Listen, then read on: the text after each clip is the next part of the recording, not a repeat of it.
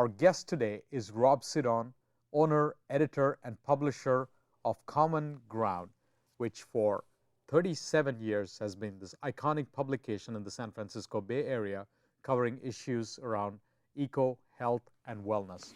It started in 1974 in the Bay Area, and it really is designed to be a local magazine. It's somewhat unique in the way that it marries a lot of the new ideas that I think are bred here in the Bay Area. It's something that we're quite proud of, actually. Yeah. It's basically distributed through Bay Area outlets, and the greater Bay Area being as far south as Monterey, Carmel, and as far north as Sonoma and the whole East Bay. So it's picked up at yoga studios, it's picked up at Whole Foods. It's sort of like the Whole Food shopper kind of profile. The demographics are hard to know for sure, but we think it's people that are young and old,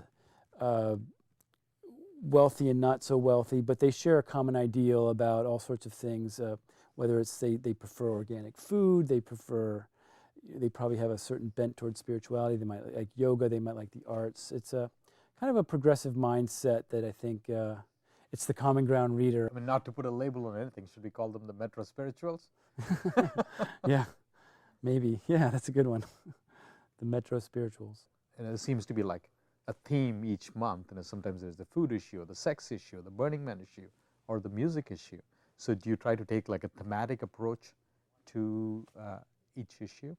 I do. I think that the themes help ground each issue editorially, but they're all variations of this eco-health, wellness notion. But yeah, it's fun. It makes it fun too. I mean, to go from a sex issue, which is what we did. These are, some of our sex issues recently, to then go to a food issue where we're talking about, GMOs. We're also very well known for having sort of exuberant covers, and that's always been fun. We have a yoga issue. The current issue, which you pointed out, is the green issue. There's a bear in the woods, and of course he's doing a yoga posture. Yeah. Last year I introduced this Bay Pride idea, a Bay Pride issue. So it's all the things that are interesting about the Bay Area. In June we do a music issue as we start to go outdoors. There's a lot of events and festivals in the summertime. And then our summer issue is we've enjoyed doing a bit of a Burning Man preview, yeah, which is a Bay Area phenomenon. That's kind of fun. Then we come and do a yoga issue. September's National, yeah, Yoga Month. Women issue, and then our 37th anniversary issues in November. Sometimes I think the theme of the magazine is sort of bringing marchers and meditators onto the same page. Now we have yoga in every issue. We have food in every issue. We have all sorts of cutting-edge topics in every issue. But I think the life of a yogi, if you want to use that expression, is far greater than just yoga and postures and such. They're interested in sex. I mean, and we don't do sex in a way that's very lurid or anything like that.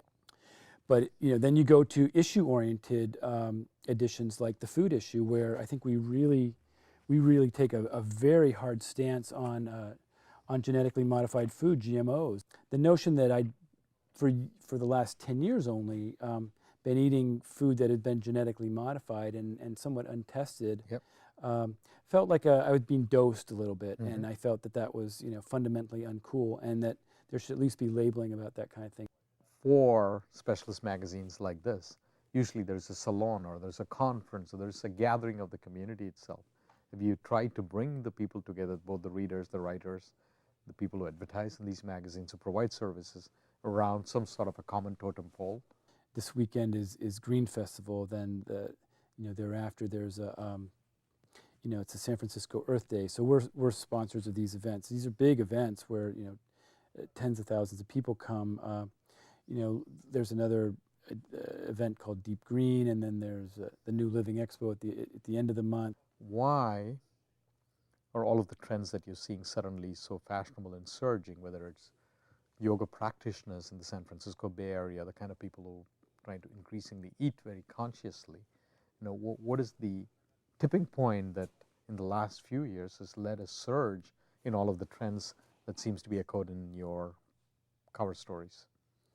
That's a good question. I think over the years, people have been trying to figure out how they can improve their lives. It's pretty natural. Maybe things haven't worked in the past. I mean, traditional medicine and the allopathic kind of, the way doctors prescribe drugs to heal the symptoms of things, but not necessarily get to the root cause of things, is backfired, and a lot of people realize that there's other ways. People are trying to know more about that. They're trying to make their decisions wisely. They're trying to use their influence, their purchasing power as a vote in the way they shop, and we've sort of moved along with the whole foods trend. For example, I mean, people just want better things. They want health. It's sort of a rise of the feminine, frankly. I think women have come. I think a lot of our readers are women, and they're the ones who are more embracing of these ideas. They just get it intuitively. Yeah, that's right. This is ancient wisdom, and this makes sense.